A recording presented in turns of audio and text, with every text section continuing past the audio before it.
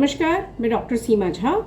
आइए your planets and your coming month के इस सीरीज़ में हम बात करते हैं टॉरस यानी वृषभ राशि की।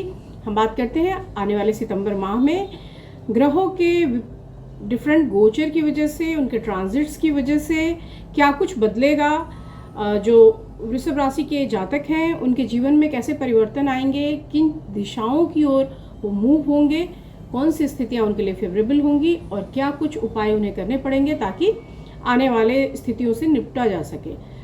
मैं डिटेल में बात करूं उसके पहले आपसे एक रिक्वेस्ट कि अगर आप हमसे पहली बार जुड़े हैं, इस चैनल को पहली बार देख रहे हैं, kindly like and subscribe it. और अगर आप हमारे पुराने दर्शक हैं, काइंडली गिव सम फीडबैक्स। आपके कमेंट्स हमें बेहतर बनने की प्रेरणा देते हैं और बताते हैं कि हमें और क्या कुछ इंक्लूड करना होगा जो आपको पसंद हो। चलिए हम बात शुरू करते हैं। उसके पहले मैं बताऊं कि इसके चार्ट पे नज़र डालूं उसके पहले मैं ट्रांजिट्स जो मेन है उसको डिस्कस कर लूं। और ट्रांजिट्स यानी गोचर, ग्रहों के गोचर, ग्रहीय बदलाव, वही सब कुछ ही डिपेंड करेगा। उन्हीं की वजह से आपकी स्थितियों में बदलाव आएगा। और उस तरह से अगर हम देखते हैं तो इस कमिंग मंथ में लगभग 5 मेजर ट्रांजिट्स हमें दिखाई देते हैं जो कमिंग 6 सितंबर को हम देखेंगे। सबसे पहले 2 ग्रहों का गोचर, जिसमें हम मंगल को गोचर करता हुआ देख रहे हैं कन्या राशि में और हम शुक्र को गोचर करता हुआ देख रहे हैं तुला राशि में। उसके साथ ही 14 सितंबर को हम देखेंगे कि गुरु रेट्रोग्रेड करके वापस मकर में शनि के साथ बैठ जाएंगे। वो गुरु की नीच राशि है और शनि वहाँ पर वक्री भाव में पहले से बैठे हुए हैं। उसके बाद 17 को हम देखेंगे कि सूर्य गोचर लेगा और वह भी कन्या राशि में चला जाएगा। हम 22 को देखेंगे कि बुध अपना गोचर लेगा और वह भी तुला राशि में स्थित हो जाएगा और 27 ऑनवर्ड्स वो भी रेट्रोग्रेड करना शुरू कर देगा। बुध का रेट्रोग्रेशन इस ईयर ज़्यादा है, इसलिए उसके इम्पैक्ट बुध से शासित राशियों पर तो ज़्यादा है ही, उन लोगों पर भी ज़्यादा है जिन पे कस्टमाइज रूप से, जिनके बड़े हाउसेस में या D10 में या लग्न में बुध बैठे हैं। आइए हम बात करते हैं सबसे पहले टॉरस राशि के जातकों की, जहां हम इनके चार्ट में देख पा रहे हैं कि उनके फर्स्ट हाउस में राहु बने हुए हैं, 7th हाउस में केतु और गुरु उनके 10वें में है जो नेगेटिव ट्रेल कर रहे हैं। और वो बाद में 14 ऑनवर्ड्स हम देखेंगे कि उनके 9वें भाव में मकर में आके बैठेंगे।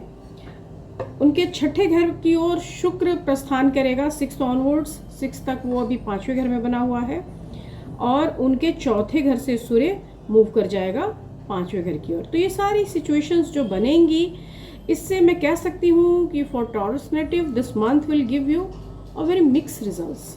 सो अगर करियर के लिहाज से मैं कहूँ तो निसंदेह you will remain in the favourable situation, ऐसे आएंगे।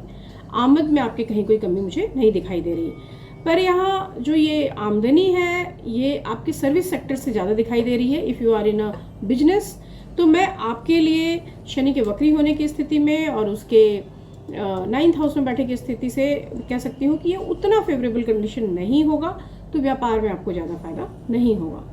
10वें घर पे सूर्य की दृष्टि पड़ रही है और 14 तक बृहस्पति की स्थिति भी 10वें घर में ही बनी हुई है। तो यह भी एक तरह से आपके करियर ओरिएंटेशन, आपके ग्रोथ, आपके प्रोफेशनल एनहांसमेंट को शो करती है। परंतु 14 ऑनवर्ड्स जैसे ही बृहस्पति वहाँ से हट जाएंगे और सूर्य की दृष्टि पड़नी बंद हो जाएगी 17 के बाद, 17 को जब जैसे ही वो मूव लेगा तो वहाँ से करियर अपलिफ्टमेंट का जो ये आप शुरुआती 2 वीक तक आप फैसिलिटेट हो रहे हैं, उसमें कहीं कोई कमी नज़र आएगी।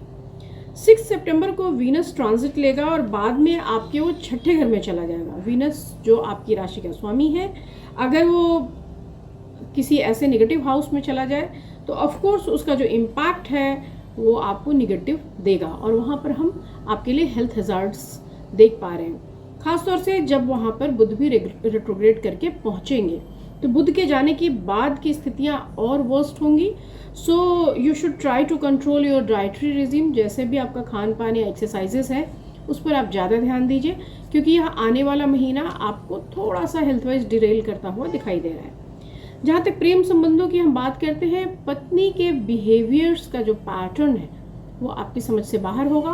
आपको लगेगा कि सारी सहूलियतों के बावजूद आप दोनों के बीच में वह प्रेम नहीं है जो होना चाहिए।